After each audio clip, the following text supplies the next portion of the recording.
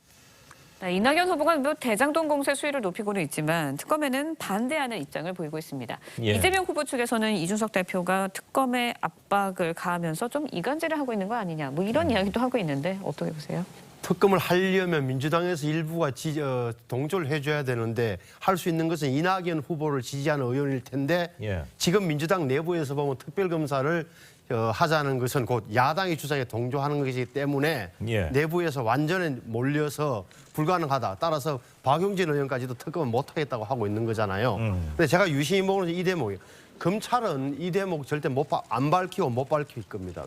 제가 왜 단언하느냐. 예. 검찰은 역대로 보면은 대권 후보들 한 번도 조사한 적이 없어요.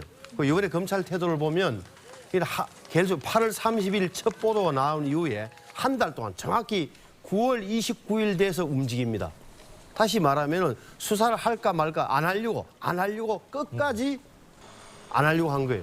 왜 하게 됐습니까? 예. 정모 회계사가 녹취록을 갖다 공개하고 언론에 공개되고 검찰에 갖다 내므로써 이 수사가 시작된 거예요. 그리고 남는 것은 이재명 후보의 연계고리를 밝히는 여부인데 제가 관찰해온 검찰의 태도로 봐서는 할 가능성이 거의 없다. 그리고 청와대도 이미 개입이 늦었다. 청와대에서 일찌감치 이것은 지휘고하를 막론하고 정치에 상관없이 철저하게 수사하라고 대통령이 일찍 지시했더라면 예. 그나마 검찰이 움직일 수 있는 명분이 생겼을 거예요. 하지만 김호수 검찰은 이미 안 하려고 말씀드렸지만 뒤늦게 청와대에서도 엄중하게 보고 있다. 이미 당에서 방어막이 형성되고 이재명 후보에서 철저히 막고 있기 때문에 검찰 수사가 더 강하게 진행될 여지는 별로 없다. 남은 것은 특별검사밖에 없다라고 봐야죠. 그렇군요. 신성공 의원께서는 지금 여당에선 받아들일 수 없는 특검도 안 되고 있는 상황에서 검찰은 전혀 노력을 하지 않을 것이다. 이런 취지로 말씀을 해주셨거든요.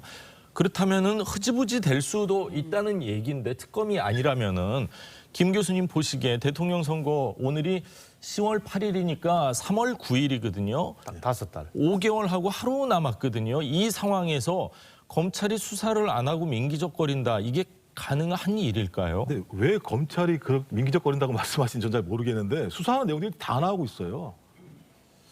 제가 지금 나오는 내용을 보면 야당으로 왔다라고는 제보로도 나오고 있습니다만 검찰 발언도 계속 나오고 있어요. 그 수사를 하고 있는 내용에 대해서. 그래서 또 그렇게 말씀하신다면 윤석열 후보에 대한 고발사주 문제 같은 경우 제대로 수사되고 있다고 얘기할 수 있을까요? 여당 입장에서 마찬가지라는 생각이 드는 거죠. 문제는 뭐냐면 검찰도 명확한 증거 상황이 나와야지만 수사가 한 번 더 앞으로 나갈 수 있는 거예요. 특검은 계속 말씀하시는데 저는 특검을 하는 순간 특검 하자 말자를 가지고 제가 볼 때 3, 4개월 싸울 거예요. 그 시간이 지나면 그다음부터는 그야말로 본선에 들어가기 때문에 어떤 형태로든지 수사기관 자체가 말 함부로 할 수가 없어요. 왜냐하면 그때는 국민의 판단 문제가 아니라 수사 주체들이 어떤 발언을 잘못 내게 되면 정치 개입이 선거에 엄청난 문제가 발생할 수밖에 없기 때문이기 때문에 저는 그래요. 검찰이든 경찰이든 지금 수사하는 내용과 관련해서 명확한 증거가 나오게 되면 그때 국민 여론이 반전되겠죠. 저는 국민 여론이 반전돼서 적어도 그 부분에서 명확히 밝히라고 한 입장이 나오지 않는 상황에서 야당이 검찰 수사에 대한 내용들을 정확히 모르면서 검찰이 어떤 눈치를 보면서 수사를 하지 않고 있다라고 얘기하는 그것도 제가 좀 문제 있다고 생각하는 거예요. 지금 문제가 하나만 걸린 게 아니잖아요. 말씀하신 것처럼 대장지구도 문제가 있습니다만 소위 그 고발사주도 문제가 분명히 있는 거거든요. 둘 다 검찰 입장에서는 명확한 증거가 없으면 한 발도 나가기 힘들어요. 지금 말씀하신 거 포함해서 주가 조작 문제도 그렇고 대통령 선거에 사실 결정적인 영향을 줄 수 있는 여러 가지 사안들이 있는데 지금 말씀하신 대로 검찰이 어떤 확실한 증거 없이 잘못 발표를 하거나 수사 결과가 유출됐을 때는 대통령 선거에 지대한 영향을 줄 수도 있겠다 이런 생각이 듭니다. 그리고 그 검찰의 이런 문제와 관련해서 청와대가 조금 뒤늦게 했습니다만 엄중하게 지켜보고 있다라고 얘기할 정도의 상황이라고 얘기하면 저는 이 부분과 관련해서 검찰도 객관적으로 수사해라라고 하는 하나의 간접적 메시지라는 생각이 들기 때문에 저는 그건 좀 지켜봤으면 좋겠다는 생각이 교수님 말씀도 일리가 있어요. 시간이 많이 걸릴 거라고 보는 건데 예를 들어서 우리 박근혜 대통령 수사 때도 보면은 검찰이 수사하다가 특별검사가 도입되면서 수사 자료를 다 가지고 가고 수사팀의 일부를 특검이 협소하는 형식으로 파견하는 형식으로 진행됐던 사례가 있기 때문에 그때는 공보검사도 있었어요. 제가 볼 때는 이 세목은 특별검사 아니면 밝힐 수 없다는 거고 어찌됐건 결과적으로 보면 특검으로 갈 거예요. 제가 볼 때는 뭐 당선되고 나서라도 뭐 당선되기 전이라 그렇게 보는 거고 검찰 수사 관련해서는 제가 여기 단언적으로 말씀드리자면은 지금까지 보여준 우리 검찰의 수사 행태가 적어도 대선 국민에서 여야를 막론하고 유력 주자들에 대해서는 절대 개입을 안 하려고 하거나 소극적 자세를 보여왔다는 점을 역사를 말씀드리는 거고 그렇군요. 일찍 그러니까 대통령께서 만약에 좀 일찍 했더라면 그나마 검찰이 힘을 냈을 텐데 좀 늦었다. 그리고 지금 수사 진행을 봐서는 이재명 후보까지 올라가는 뭐 그게 나오면 모르겠으나 안 나올 가능성이 높고 그래서 뭐 설훈 의원이나 일부에서 지적하는 대로 구속인 이런 사태는 오지 않을 거라는 제 나름대로 판단을 말씀드립니다. 그렇군요.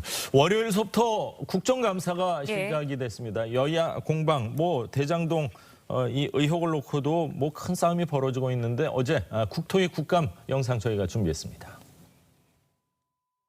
이 이재명 게이트의 주제는 당초에 공공개발을 할 건가 또 민간 개발을 할 건가. 당초 이재명 시장이 이 대장동을 본인이 직접 설계했다는 말씀 들었죠. 소위 굉장히 싸게 땅을 수용을 해가지고 엄청나게 비싼 값으로 분양을 하는 바람에 이게 돈벼락을 맞았다. 사업을 포기한 이유는 뭡니까? 합리적으로 이명박 정부의 청와대와 당시 신영숙 전 한나라당 의원과 이런 분들이 LH에서 대장동 사업을 포기해라 라고 외압을 했다는 그것밖에 이유가 없습니다. 네, 주택공사하고 토지공사가 합쳐진 LH가 대장동 부지 공영 개발을 추진했다가 왜 포기했냐? 그거는 뭐 어떤 그 여권에 그러니까 그 당시 여권에 로비 내지는 그런 게 있었기 때문에 가능한 거 아니냐 이렇게 얘기를 하고 있는 거고 또 국민의힘 쪽에서는 그거보다는 성남시의 어떤 구조적인 문제가 있고 좀 몰아주기 한 거 아니냐 이런 관점에서 서로 바라보는 것 같아요. 제가 볼 때 이건 좀 수사계가 지켜봐야 되는 상황이기 때문에 이게 여야의 주장만 있는 상황인 거고 팩트 같은 경우 말씀하신 것처럼 지금 민주당 같은 경우 얘기하는 게 뭐냐면 2010년도 이재명 성남시장이 등장하기 전까지는 국민의힘 전신의 출신이 성남시장으로 있었고 대장동과 관련해서 상당히 많은 민간 개발업자들이 눈독을 들였던 지역이기도 분명히 하거든요. 그러면서 민간 개발을 하자고 얘기하고 있다가 LH가 그 이후에 공공개발로 바꿨었는데 그 당시에 저 아는 신영수 전 의원 같은 경우가 국감장에서 LH 사장한테 직접적으로 얘기를 해요. 이거 민간 투자로 바꾸라고 얘기를 하는 상황이었고요. 그러면서 그것 자체가 소위 민간이 어떤 투자해서 개발하는 방식으로 넘어가게 됐던 측면들이 분명히 있었고 그 이후에 마찬가지로 성남시 의회 의원들 같은 경우도 공영 개발을 하려고 하는 과정에서 이재명 지금 성남시장이 진행했던 내용들에서 상당히 많이 반대를 했었거든요. 이런 정황을 봤을 때에는 적어도 이 전반적인 상황 자체가 국민의힘과 연관되어 있는 측면들이 굉장히 많다라고 얘기하는 거고 또 그 이후에 나와 있는 뭐 김만배 씨를 비롯한 이런 몇몇 분들의 녹취록 내용들을 보게 되면 그 사실관계를 밝혀야 되겠습니다만 일단 어떤 형태로든지 로비 이런 게 벌어졌다라고 하는 정황들은 분명히 있는 거잖아요. 근데 여기에 대해서 정확히 나온 사실이 없기 때문에 그분과 관련해서 이후 수사 결과가 나오는 것을 지켜보는 것이 더 맞다고 생각을 합니다. 제가 한 말씀 드리면 사실 요즘 최근에 나오는 거 보면 LH가 그 사업을 포기하는 것이 본인들이 연명부를 좀 조작했다라는 것이 드러나서 포기하게 됐다 이런 소리도 있고요. 또 하나는 이재명 지사가 그 다음 2010년경 이후에 민영개발 검토하라라고 직원이 쓴 메모도 지금 언론에 나오고 있고 하기 때문에 자, 그 이전에 공영개발에서 민영개발 왔다 갔다 하는 이런 일련의 과정들에 어떤 힘이 작용하고 이런 것들은 차치하고 그러면 반민 반관 개발을 시작했다고 쳐요. 그러면 이재명 지사 입장에서는 뭐 공공의 가치가 있으니까 그렇게 했을 거고 그다음 민영개발이 있을 때 수천억 원이 민간으로 흘러가는 걸 막기 위해서 그렇게 했던 거 아니에요. 그렇죠. 그런데 왜 그런 것들에 대해서 염두에 두고 신경 안 썼냐 이거죠. 여기에 대한 해명을 구체적으로 하셔야 되는데 그냥 본인은 환수한 5,500원 그것도 기반시설 이 기반시설을 확보했다고 말씀 주시는데 일반적으로 이런 개발 사업에서 10% 20% 기부 채널을 받아서 다 기반 시설을 제공하거든요. 그래서 이 부분에 대해서는 아직 이재명 지사께서 구체적인 해명을 하고 있지 않다. 그 해명이 좀 필요하지 않나. 이재명 지사 측에서는 좀 아픈 게 어제 참여연대하고 민변에서도 기자회견을 했습니다. 대장동 사업에 대해서 자화자찬을 하고 있다면서 만약 분양가 상한제가 적용이 됐다면은 화천대유로 들어가는 2,700억 원은 공공으로 이렇게 돌아올 수 있었다. 이런 얘기도 한번은 참고는 해야 될 것 같습니다. 네, 이번에는 고발 사주 의혹도 이야기 나눠보도록 하겠습니다. 공수처가 국민의힘 김웅 의원과 제보자 조성은 씨의 통화 녹취 파일을 복원했다는 소식 어제 전해드렸는데요. 공수처가 이 녹취록을 토대로 고발장의 전달 경위 또 목적을 밝히는 데 수사력을 모으고 있습니다. 영상으로 자세히 짚어보도록 하겠습니다.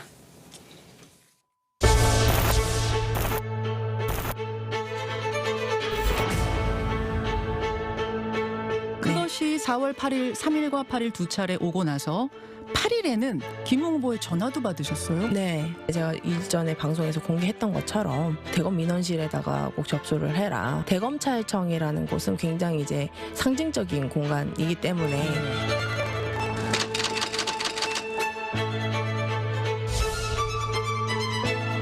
아니 제가 지금 이거에 대해서도 지금 정확하게 기억을 못하고 있고 이런 자료를 했다는 것도 기억을 못하고 있는데 그때 당시에 통화를 해서 그 사람과 무슨 이야기를 했다 그런 것까지 제가 기억을 하고 있지는 못할 것 같습니다.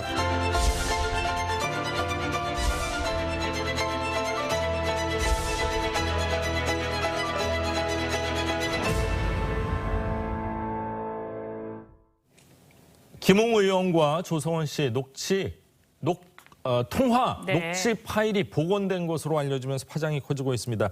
여야 모두 녹취 파일, 녹취록 이게 아주 큰 문제가 되고 있는 것 같은데 좀 다시 한번 자세히 설명을 해주시죠. 어떤 내용입니까? 사실 고발사주 의혹과 관련해서 검찰이 수사한 내용은 이 텔레그램 메시지, 손준성 보냄이라는 메시지가 조작되지 않았다라는 것까지 확인을 하고 공수처로 이첩을 했습니다. 이 말인즉슨 손준성, 김웅 그리고 조성훈으로까지 이어지는 이 고발장 사주 의혹의 어떤 연결고리는 확인이 됐다. 이후에 공수처에서 조성은 씨가 이미 제출한 휴대전화를 포렌식을 해봤더니 이 고발장을 받았다는 그 일자에 김웅 의원과 통화한 내용이 복원이 된 겁니다. 그 내용 중에 의미 있는 부분을 한 2가지 정도로 추려볼 수가 있는데 이렇습니다. 이 해당 통화에서 김웅 의원이 이렇게 이야기를 합니다. 우리가 고발장을 보내줄 테니 접수시켜라. 그런데 검찰색을 빼야 하니 대검의 고발장을 접수시켜야 한다.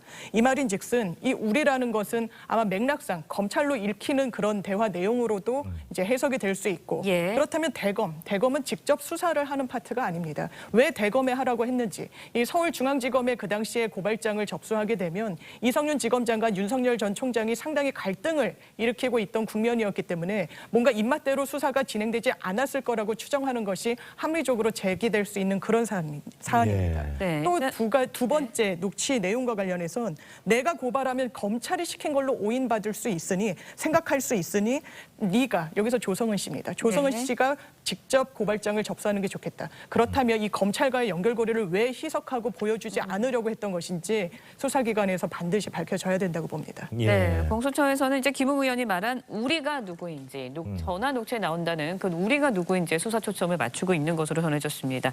고발장 작성 의혹을 받고 있는 손준성 검사냐, 그 우리가 아니면 당시 이제 미래통합당이냐 이거를 뜻하는 것 같은데 우리가 누구냐에 따라서 수사 방향도 완전히 달라질 것 같아요. 수사 방향하고 적용 법조도 달라지죠. 그러니까 우리가 사실 저 당시에 저분은 이제 아마 후보자 신분이었기 때문에 문헌상으로만 보면 우리라는 것은 아마 당을 얘기할 수 있겠죠. 그런데 검찰이 거기에 들어가지 않게 되면 저것은 사실 직권남용죄하고는 좀 멀어지는 것이고요.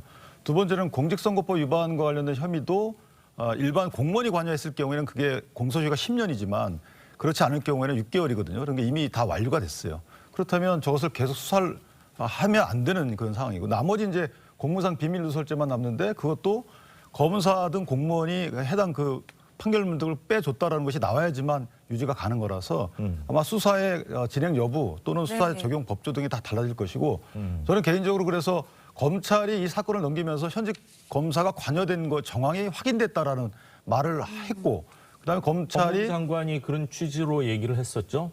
매우 부적절하죠. 왜냐하면 현직 검사가 구체적으로 설명을 하든지 아니면 공수처의 관할이 이첩했다라고 그냥 단순히 발표하든지 했어야 되는 것이고 또 공수처로 넘어간 뒤에 공교롭게도 이 녹취록 관련 내용이 또 나왔단 말이에요. 그러면 나올 수 있는 것은 조성은 씨는 본인이 정보공개 청구했기 때문에 본인을 갖고 있지 않은 거고 그럼 검찰이 이걸 추출했단 말이에요. 그러니까 검찰 또는 공수처만 갖고 있는 것인데 이것이 구체적으로 누출이 됐어요. 근데 누출됐는데 일부 기관마다 그 언론사 기관마다 서로 보도하는 내용도 달라요. 따라서 이 부분은 오히려 김웅 의원을 하루빨리 소환해서 빨리 조사하는 것이 선거 국면에서 오해의 소지를 줄이는 길이다. 저는 그렇게 생각합니다. 그렇군요. 이 조성은 씨 통화 녹음 파일이 복원됐다는 소식이 전해지자 공수처에 놔두지만 알아야 될 게니까 공개해달라 이렇게 요구를 했습니다. 조 씨 라디오 인터뷰에서 녹취가 확보되면 공개할 생각이 있다 이렇게 밝히기도 했는데 직접 한번 들어보시죠. 조만간 정부 확보를 해서 가능한 시점이 오면 전부 공개를 할 생각이고요. 우리가 고발장을 보내주겠다고는 김웅 의원이 말한 거는 맞죠? 그것도 같이 공개를 할 생각입니다. 고발 사주 관련해서 국정원 박지원 원장과 상의한 적은 없었다? 전혀 없었습니다. 그 이후에 통화한 적은 없으신지요? 사건 이후에 그 한 번 열심히 싸우라 하고 그냥 그러고 끝나셨죠.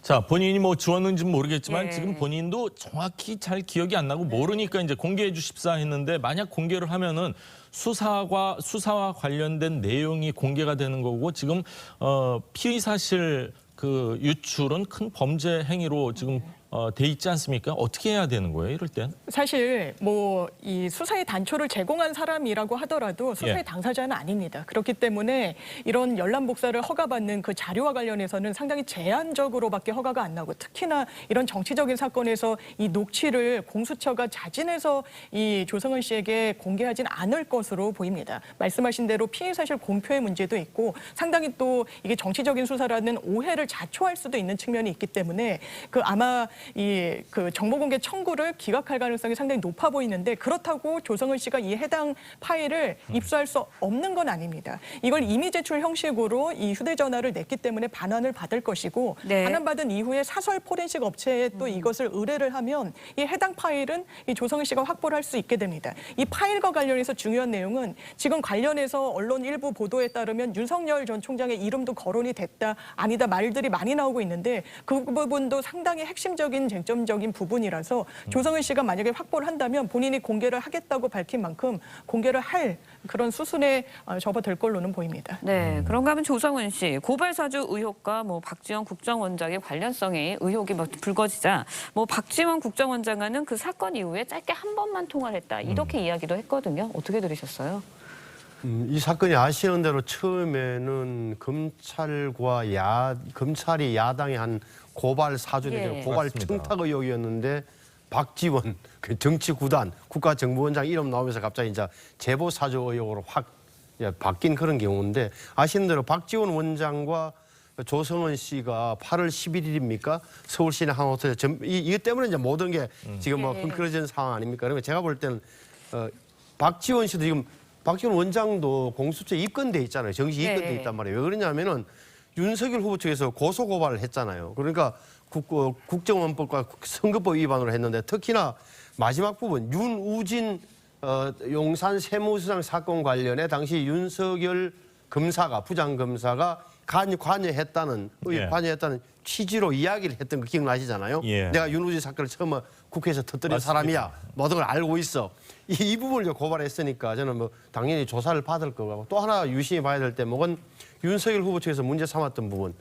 조성은 박지원 만날 때 타 캠프뿐 성명불상자 1인이 있었다. 이 부분도 사실은 이번 기회에 공수처에서 밝혀줘야 돼요. 그렇군요.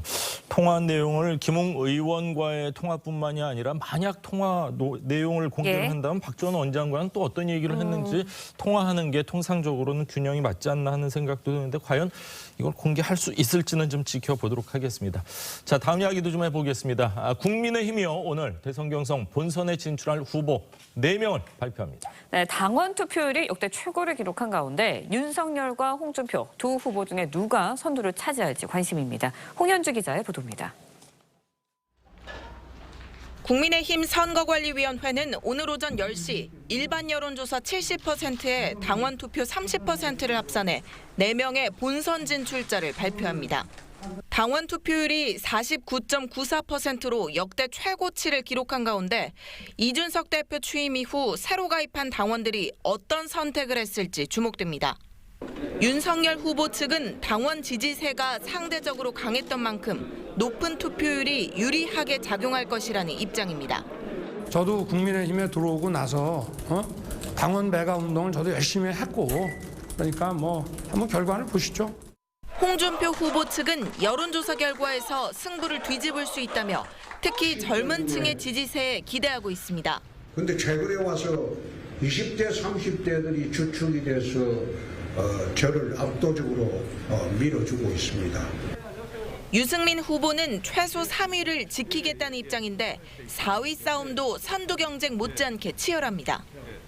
초반 상승세였던 원희룡, 최재형 후보나 부정선거 이슈로 지지층을 결집하고 있는 황교안 후보, 개혁보수형인 하태경 후보가 마지막 한 자리를 놓고 각축전을 벌이고 있습니다. 2차 컷오프를 통과한 4명의 후보는 10차례 TV 토론을 거쳐 오는 11월 5일 전당대회에서 최종 후보가 선출됩니다. TV조선 홍현주입니다. 자, 지금 리포트 보신 것처럼 누가 1등이 될지도 참 궁금하지만 과연 누가 막차 4등을 할지도 참 기대가 되거든요. 근데 모바일 투표율이 뭐 역대 거의 최고다 이런 수치가 나왔는데 구체적으로 말씀해 주시죠. 49%를 넘겼어요. 그러니까 전당대회보다 좀 높은 투표율이고요. 사실 이 모바일 투표라는 게 저희가 중앙선관위 위탁을 해서 하는데 휴대전화로 투표를 하는 것이라서 이 투표율이 원래 높질 않습니다. 더군다나 좀 이렇게 연세가 있으신 분들은 사실 조작하기 어려워서 그런데도 불구하고 역대 최고의 투표율을 기록했다는 것은 이제 대선 정국이라는 것도 있고 또 하나는 이제 2030 세대들이 상당히 많이 투표를 했지 않았느냐는 추측이 가능한 것이고 더군다나 이 선거인단의 구성 자격이 좀 완화된 부분이 있습니다. 예를 들면 책임당원에다가 1년간 당비를 한 번이라도 납부하신 분들은 다 투표 자격이 주어지기 때문에 그것에 따른 아마 투표율이 높아진 원인 중에 하나가 아닌가라는 생각을 합니다. 예, 기존 책임당원 28명 외에 지난 8월 말부터 2차 컷오프에 새로 참여하게 된 신규 당원이 26만 명이나 된다고 합니다. 26만 명 새로운 당원들이 이렇게 또 표심은 어디 갈지 모르겠는데 당심이 기존의 당심과는 좀 달라질 수 있다 이런 분석들을 많이 하더라고요. 김 교수님 어떻게 보세요? 그럴 것 같습니다. 왜냐하면 이렇게 당원들이 급증한 이유 중에 하나는 이준석 당대표가 되면서부터 국민의힘이 과거와는 다른 모습으로 변할 수 있겠구나. 거기에 힘을 주자라고 하는 것을 직접적인 행동을 통해서 당원으로 들어온 사람들이기 때문에 그리고 또 세대를 보더라도 60대 이상이라기보다는 20대에서 40대가 상당히 많은 상황이기 때문에 아마 국민의힘에서는 상당히 변화를 줄 거라는 생각이 드는데 좀 최근 여론조사 지표를 보게 되면 홍 후보에게 유리할 가능성도 있겠다는 생각을 분명히 해요. 홍 후보가 20대에서 30대에서 상당히 지지율이 높은 상황이기 때문에 새로 들어온 당원들도 이 세대가 많을 경우 좀 이런 흐름과 편승하지 않을까 하는 생각이 드는 거고 말씀하신 것처럼 4인 컷오프에 당원의 30% 그다음에 본 후보 선출에 50%가 들어가 있기 때문에 이 중에서 새로 들어간 당원들의 투표라고 하는 것은 상당히 중요한 의미를 가질 수밖에 없다는 생각이 들어서 좋은 의미는 국민의힘이 전체 여론을 수렴하는 현상이 가장 좋다는 생각이 드는 거고요. 하지만 최근 고민은 뭐냐면 정권 교체에 대한 여론의 흐름은 계속 높게 유지되고 있습니다만 그 흐름이 국민의힘 지지와 연동되지 않는 현상이 발생하고 있다. 이런 측면에서는 흐름은 좋으나 이 흐름들을 받아내지 못하고 있는 국민의힘 대선 후보들의 토론회와 그다음에 어떤 이슈, 아젠다 이런 것들에 문제가 있다는 생각이 들기 때문에 이게 교정되지 않는다면 유도와 무관하게 새로운 흐름들을 받아안지 못할 수도 있겠다. 이건 좀 위기로 느껴야 한다고 생각을 합니다. 네, 앞서서도 언급해 주셨지만 국민의힘이 6월 11일에 전당대회를 가졌는데 지난 6월에 전당대회 선거인단 지역별 당원 현황을 분석한 결과를 좀 살펴보면 영남권 당원 비중은 줄어든 반면에 수도권 당원 비중은 오른 것으로 나타났습니다. 이런 현상 어떻게 이것도 이준석 효과인가요? 당대표? 이준석 효과죠. 그러니까 정확하게 아셔야 될 게 지금 그전에 이준석 이전에 책임 당원이 이른바 28만 명쯤 됐어요. 이준석 당대표 이후에 26만 5천 명이 늘어났는데 표에 나옵니다만 보십시오. 대구 경북에서 지금까지 국민의힘 당원은 대구 경북의 60대 이상이었는데 이래보니까 수도권이 많이 늘어난 거예요. 대구 경북의 비중은 31에서 23으로 줄었고 수도권이 30%였던 게 36%로 줄었고 부산 경남도 줄었어요. 그러니까 영남권 전체가 굉장히 줄었다. 대신 충청권이 올라가고 호남이 당원이 1,000명 정도 됐다가 이제 12,000명 정도로 늘어났다. 이 대목이 굉장히 중요한 거예요. 다시 요약하면 국민의힘의 당원 구성이 이준석 대표를 변했다. 어떻게 변했느냐?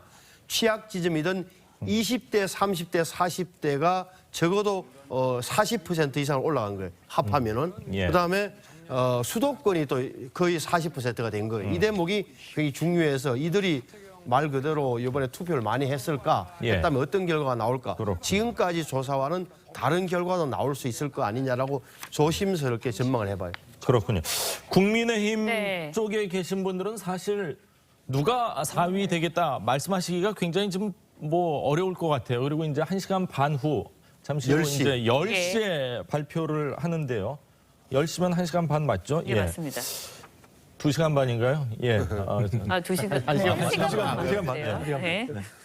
1시간 반 후에 이제 발표를 하는데 네. 1, 2위는 사실 뭐 역전이나 어떻게 될 수 있으니까 별로 안 떨릴 것 같은데 4위 내가 될 것 같아. 많이 떨릴 것 같아. 네. 과연 누가 될 것 같으세요? 사실 굉장히 이게 안개 속이죠. 왜냐하면 나머지 후보들, 그 상위권으로 거론되는 후보들은 다 오차범위 내에서 앞서거니 뒤서거니 하는 그런 그 지지율을 보여주고 있습니다. 그래서 뭐 거론되는 사람들이 굉장히 많은데 이를테면 뭐 윤석열 전 총장이 워낙에 이제 압도적이긴 하니까 이 지지층들이 오히려 윤 후보와 잘 조응할 수 있는 후보를 좀 전략적으로 선택하지 않겠느냐. 뭐 이런 전망도 나오고 있어서 아마 1시간 반 뒤에 그 부분에 대해서는 확인할 수 있고 제 개인적으로는 아마 하태경 의원이 올라가면 좀 활력이 토론회나 이런 이후의 과정에서 어떤 후보는 또 되게 싫어할 것 같은데 만약 그렇게 되면. 그래서 갈등 국면이 드러나는 부분이 또 이제 검증의 과정이기도 하니까요. 뭐 이렇게 한번 예상해 봅니다. 그렇군요. 누가 4등이 되도록 사실 오차 범위 내에서 아슬아슬하게 승리를 하지 않았을까 하는 생각도 듭니다. 짧게 4등이 왜 중요하냐면 앞으로 있을 토론 방식 때문에 그래요. 이게 10번의 토론회를 앞으로 이렇게 하게 되는데 3번이 1대1 토론이에요. 1대1 토론. AB가 붙고 CD가 붙고 또 다음에는 BD가 붙고 AC가 붙고 이런 식으로. 그러니까 10번 중에 3번이고 그 3번의 과정에서 굉장히 특징적인 양상이 드러나기 때문에 4등이 누가 들어오냐에 따라서 전체적인 경선의 모습, 국민들이 받아들이는 게 굉장히 달라지기 때문에 4등이 누가 되냐 이게 중요해요. 그렇군요. 1시간 반 후에 4등 후보도 발표가 됩니다. 자, 네 분과 한 이야기 여기까지 하도록 하겠습니다. 오늘 말씀 감사합니다. 고맙습니다.